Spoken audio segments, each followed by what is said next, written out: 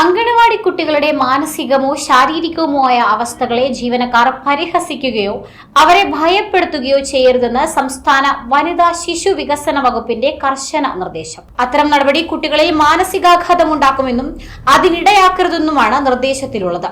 അങ്കണവാടി സേവനങ്ങളുടെ ഗുണനിലവാരമുയർത്തൽ, പ്രവർത്തകരുടെ പെരുമാറ്റം മികവുറ്റതാക്കൽ എന്നീ ലക്ഷ്യത്തോടെയാണ് 20ഓളം നിർദ്ദേശങ്ങളുമായി വകുപ്പ് ഉത്തരവിറക്കിയത്. ഓരോ കുട്ടിയും ശാരീരികവും മാനസികവുമായി വ്യത്യസ്തരാണ്. അതിനാൽ വ്യക്തി സവിശേഷത അറിഞ്ഞ് പരിചരണം നൽകണം.